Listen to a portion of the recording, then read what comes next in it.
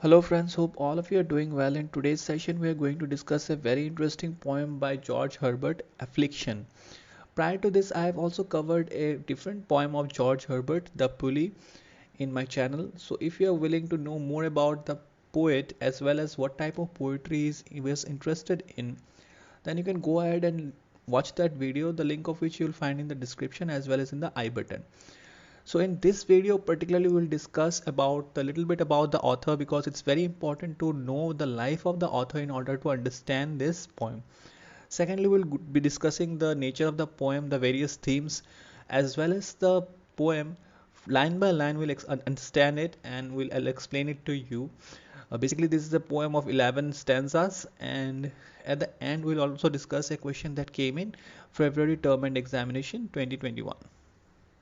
So before going to the summary or line by line analysis of the poem, let us go and understand about the life of George Herbert, which is very important from the poem's perspective because you will find a lot of elements of George Herbert to be very differently portrayed and very beautifully portrayed in the poem.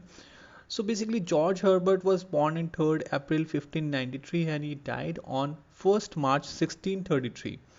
Yes, he died in a very young age of 39. He was a Welsh-born poet, orator and priest of the Church of England. His poetry is associated with the writings of the metaphysical poets, and he is recognized as one of the foremost British devotional lyricists. He was born into the artistic and wealthy family and largely raised in England.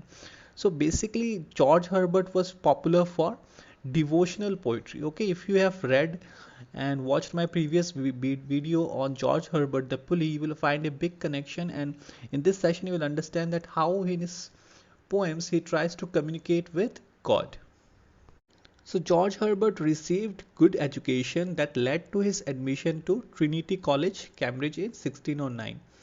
He also served in the Parliament of England in 1624 under King James I. Alright, and it was still briefly till the period of 1625. So basically, he served in the Parliament of England for roughly 1 year. Okay, so he was never a healthy man and he died of consumption at the age 39. So that I said in the beginning of the video only when I was talking about the author that he died at a very young age of 39 and he died of consumption. So a lot of people who are confused about what is consumption, no, it is not alcoholic habits or not because of overconsumption of alcohol. It's because of tuberculosis. Okay, so when people say that they have died of or someone has died of consumption, you have to understand that that person has died of tuberculosis. So after knowing about the author, let us understand the style of writing that has been used by George Herbert in this poem Affliction 1. When I say Affliction 1, you have to understand that there are 4 more poems with the same title and all of these 5 poems are entitled under a big group that is called the Temple. Alright, so Affliction 1 is a lyric poem of 11 6-line stanzas. The rhyme scheme is AB AB CC. Now when I say rhyme scheme and I mention it here like it's AB AB CC, so I have actually explained the rhyme scheme a lot of times in my previous videos, the link of which you'll find in the description of course, and those of you who are watching my videos regularly understand that what does a rhyme scheme means. Alright, so lines 1, 3, 5 and 6 are generally iambic pentameter with lines 2 and 4 using iambic trimeter. The poem is a part of the collection entitled The Temple, as I have mentioned. So before going to the line by line analysis of the poem Affliction by George Herbert, let us understand the theme and overall gist of the poem, what the poem is all about and what message the poem is trying to deliver. The theme of Affliction 1 is relationship between humans and God. The first person speaker describes his changing mental and physical state as he tries to get closer to God. When the speaker first decides to devote himself to serving God, he expects to be rewarded. He thinks that life will be eternal springtime. In the second part of the poem, the speaker begins to face sickness. His friends die off and he feels lonely. This is not what he was expecting, so the speaker begins to question God. He asks why God wants him to suffer. Unable to find relief, the speaker then tries to submit himself to God's will. But just when he gets used to unhappiness, something worse happens. Finally, the speaker gives up on wanting to be feel good or bad. Instead, he just wants to be useful. In the final stanza, you will notice it is still unclear how much spiritual progress the speaker has made on this journey. On the other hand, he has matured enough to learn that he can't avoid sickness and sadness. On the other hand, he still has moments where he speaks to God in an accusatory tone.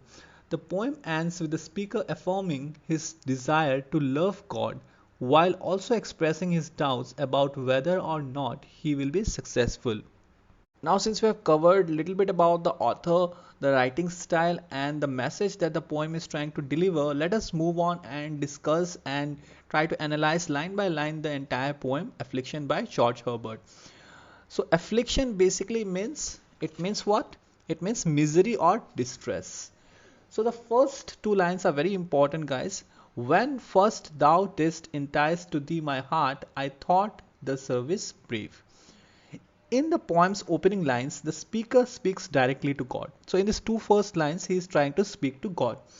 He is suggesting that God directly attracted the speaker to a life of religious devotion. At first, he thought serving God would be worthy and excellent thing to do. So, what do we observe in the first two lines, guys? We observe that the speaker is inclined towards the devotion to God, but he is not doing it on purpose. Like he is not internally motivated to do so. Rather, he believes that God has rather, you know, in a subconscious way has like led him to be under his devotion, under his care. So two important words in the first two lines you will notice is entice, basically a verb to incite. It means to attract by offering pleasures or benefits.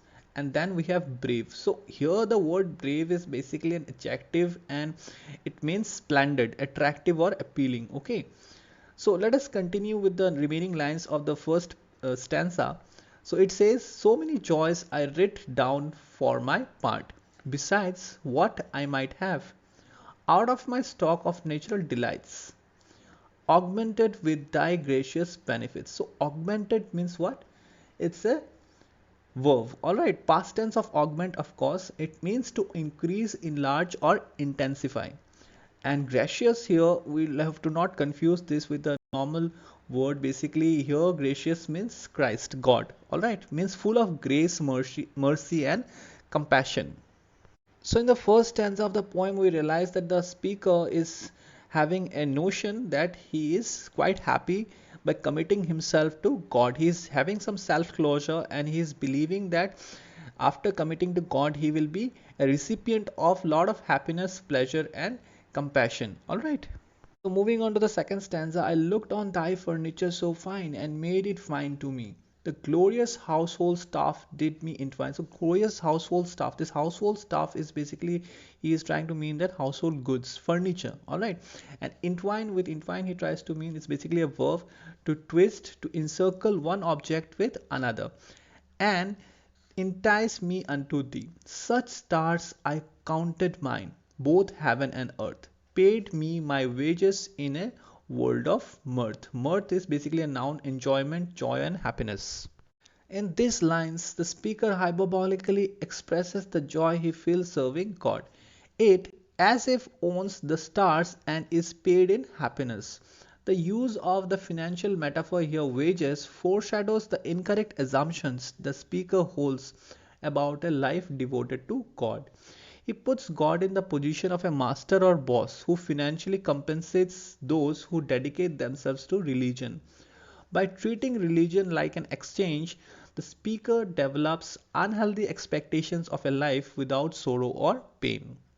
So one thing we have to understand very clearly, guys, that this poem, even though you will get the idea that a lot of elements in this poem basically tries to reflect the final few years of George Herbert before he died, but this poem is not autobiographical in nature. Even though a lot of critics have mentioned it as autobiographical, we have to understand the fact that here the speaker is basically trying to exchange his devotion in return of happiness.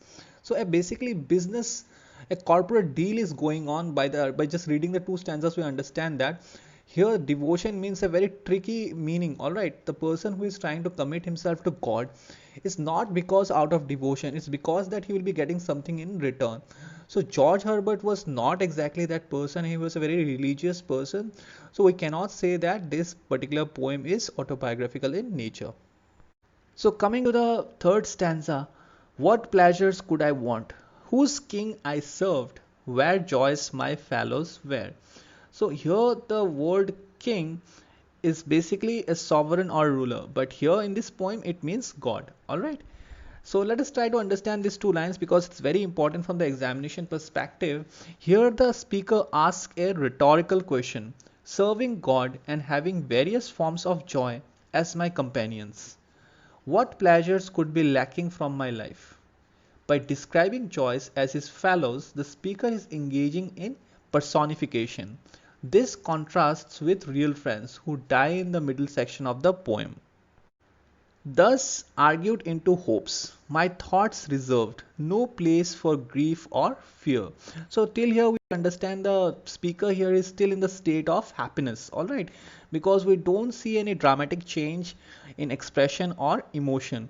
But eventually as the poem proceeds, you will see that there is a very drastic change in the feeling. Alright, so let's move on. Therefore my sudden soul caught at the place and made her youth and fierceness seek thy face. So the fourth stanza starts with the lines, at first thou gavest me milk and sweetness, I had my wish and way, my days were strawed with flowers and happiness. There was no month but May. So in these lines basically occur in the fourth stanza directly before the speaker pains begin afflicting him. Alright. So this is just a emotion before the entire course of the poem changes. Alright, the memorable rhyme of way and me combined with the song like alternating long and short lines give the passage a lightness that strongly contrasts with the darker content that follows. So all of you who are watching this video, you have to keep in your mind that it's basically from the mid section of the fourth stanza of the poem The Affliction 1 by George Herbert where we see a major shift in the emotion or the course of entire message that was being delivered from the beginning of the poem. Alright. But my years sorrow did twist and grow, and made a party unawares for woe. Okay, so these are the very important lines here occurring at the end of the fourth stanza. These lines mark the poem's first major shift in tone. Up until now, the speaker has been busy imagining all the pleasures that devotion to God will bring him. However, as he gets older, he finds that his sadness actually increases. Sorrow is metamorphically described as something twisting and growing, like a vine wrapping around his legs. This is the first of several images contrasting the easy movement of the poem's first section with the feeling of being trapped and constrained that becomes dominant in the middle section. To make a party unaware of woe, it actually means to accidentally take the sides of sadness. It is as if war has broken out and the speaker has found himself on the wrong side. So the first line of the fifth stanza is also very important from examination perspective.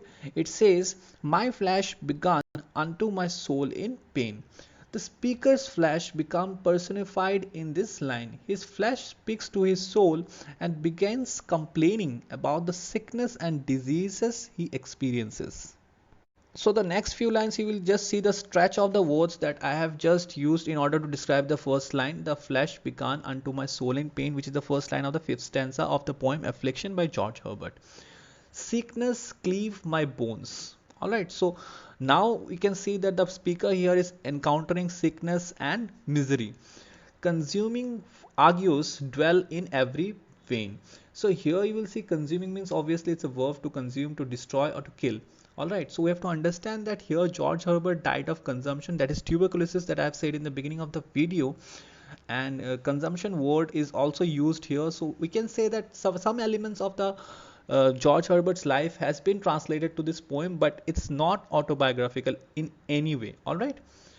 And tune my breath to groans, sorrow was all my soul. So before this, we see a sharp contrast. He was all happy and he was all devotional. and he had a belief that all he had was happiness, and all we will have in the future was happiness. But here we see a sudden change in the tone. Sorrow was my soul. So his soul is filled with sorrowness. I scarce believed till grief did tell me roundly that I lived. So here roundly word means it's basically adverb without a doubt, absolutely. So moving on to the next stanza, when I got health, thou tookst away my life, and more, for my friends die. So here we see the speaker mentioning that how in the course of his devotion towards God, he witnesses his friends dying. All right. Also, it has been mentioned that how he gets sick. Even though he is totally committed to God, he has been encountered with a lot of grief. So the third line says the my mirth and edge was lost. So basically his happiness was lost. All right, a blunted knife was of more use than I. So here the speaker is totally lost. He is feeling very lost, and he believes that there is no sense of purpose in his life. Thus thin and lean, without a fence or friend. So he has lost his friends because his friends has already died. And I was blown through with every storm and wind. So the sense of purpose, as I have mentioned, guys, so the sense of purpose in the speaker's life is already gone because he has witnessed his friends dying, and also his health was deteriorating. All right. The next stanza starts with the lines, various my birth and spirit rather took the way that takes the town. Thou didst betray me to a lingering book and wrap me in a gown. So these lines draw on the famous opposition of town versus gown. That is, life in the city versus life working in academia or for the church. We also know that in the final years of George Herbert, basically he worked as a priest in the church before he died. The speaker suggests that God tricked him into choosing the gown, even though his birth and spirit, that means his family upbringing and personal inclinations, might have made him better suited for a regular life. Again, we see some resemblance in George Herbert's life because George Herbert is also from a very wealthy family, a very artistic family, and we also see that he received his education in Trinity College, Cambridge. So he could have gone for a regular life rather than committing himself to God and becoming a priest in the church. This is one of several moments where the speaker directly accuses God.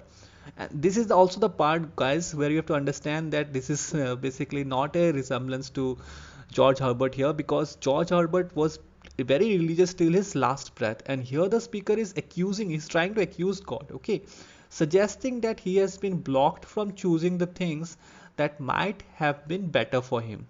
This line is often read biographically, since George Herbert initially hoped to have a successful career in the court of King James I.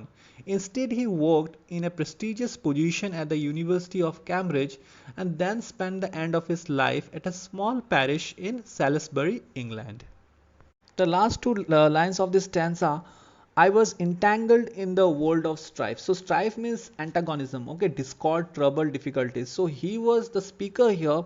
After having a lot of happiness in the initial part of the poem, now he is totally entangled, okay, he is totally finding himself in the world of discord, okay, in trouble, in misery. Before I had the power to change my life. So he had also the notion that this sufferings is actually, he has the acknowledgement, okay, the speaker has the acknowledgement that this sufferings is mandatory to understand the meaning of life, because he claims in the final line of this stanza that before I had the power to change my life, I have to face these miseries. All right. So the next stanza starts with the lines, yet for I threatened of the siege to raise, not simpering all mine age. Thou often didst with academic praise melt and dissolve my rage. I took thy sweetened pill till I came where I could not go away nor preserve.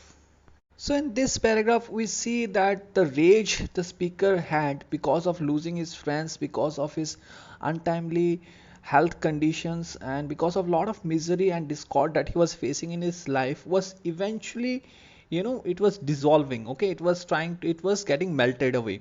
He was trying to understand, and he was understanding, he was acknowledging the fact that miseries are important before you have the power to change your life. All right. So the next stanza, yet lest perchance I should be happy be in my unhappiness, turning my perch to food, thou throwest me into more sickness. These lines provide one of the poem's several paradoxical images. The speaker has decided to give up opposing God's will. If it is fated that he is to be unhappy, then he will try to find happiness in this unhappiness. Seeing that he is getting too comfortable, God decides to transform the speaker's purge, a kind of religious fast or purification, into food. The sudden overabundance then makes him sick. This part of the poem marks the height of the speaker's frustration. He had traded rebellion for acceptance of suffering, but then God turns this suffering around and makes it even more intolerable. Thus, doth my power cross bias me. So basically, cross bias is a verb. It's from the game of vowels to send in a different direction. All right. So the speaker here is being drafted or is drifted into a different direction, not making thine own gift good, yet me from my ways taking. Now I am here, with thou wilt do with me. None of my books will show. I read and shy, and I wish I were a tree. So here we understand that the speaker here is in total dilemma, because the moment when he tries to accept his unhappiness, his miseries, he makes peace with it, God gives more troubles in his life. Alright, so he is not able to make sense out of it, but eventually he was able to subside his anger and his rage. But also we have to understand that this is a point of the frustration to the highest level in the speaker's life. Now he is wishing to be a tree. Why? For sure then I should grow to fruit or shade. At least some bird would trust her household to me, and I should be just. So basically he wants here to say, he wants to convey that he wants to be useful, because when we see a tree has a lot of benefits, right? It basically grows and it gives us shade, it gives us fruits, and the birds also trust the trees and they make their nest there. So he is trying to compare his last few days of his life. He's trying to say that he has to be useful as the tree. Yet though thou troublest me, I must be meek. So meek means humble, submissive, tame, courteous, or kind. Alright, so he's saying that even though a lot of troubles are there in his life, he should be kind of submissive. He should submit to God's will. In weakness must be stout. So he's saying that in his weakness he must be tried to be brave, okay, valiant, strong, and fierce. And the final four lines are very important again from the examination perspective. Well, I will change the service and go seek some other master out. Ah, my dear God, though I am clean forgot, let me not love thee, if I love thee not. The poem's final lines provide another of Herbert's notoriously difficult paradoxical statements. The first part is ambiguous. To be clean for God can mean either that the speaker has completely forgotten God, or that God has forgotten him. The second part also have two meanings that contradict each other. The final line could be read to mean I should love you completely and without reverse. If I can't love you in this way, then don't give me the satisfaction of pretending that I will do. Or it would mean I am so certain about my love for you that if you find out that I actually don't love you, then you should cut me off from the most important thing to me, loving you. So what do we actually see towards the end of the poem is just when we might expect to find a resolution to the speaker's spiritual conflict, the poem actually ends with this unsolvable paradox. It doesn't simply say, I love you and there is no reason to doubt it. Instead, he affirms his needs to love God while simultaneously casting doubt on his ability to sustain it. While the speaker has embarked on a spiritual journey during the course of the poem and has had many realizations, it is left up to the reader, alright, to interpret whether or not the conflict has reached a resolution. The speaker seems just as afflicted at the end of the poem as he was at the beginning, or actually to be more precise, towards the end of the middle of the poem, he started feeling the affliction, the misery. Remember the middle of the fourth stanza, all right, was at the beginning, though perhaps in a different way. So after the line by line analysis and the stanza analysis of the poem The Affliction by George Herbert, it's time now to talk about the question that came in February term and exam examination 2021. You'll be very surprised to know that the lines that the question that came in the RTC section was the first four lines of this poem Affliction, which says, when first thou didst entice to thee my heart, I thought the service brave, so many joys I writ down for my part, besides what I might have. So as I have said in lot of my videos prior to this, where I've discussed about the RTCs, you have to attempt this RTC questions in three parts.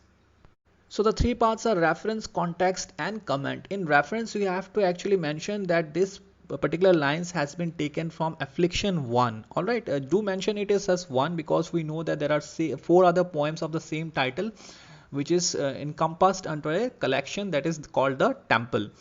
Alright, so this lines has been taken from Affliction 1 by George Herbert, and these are the first 4 lines of the first stanza.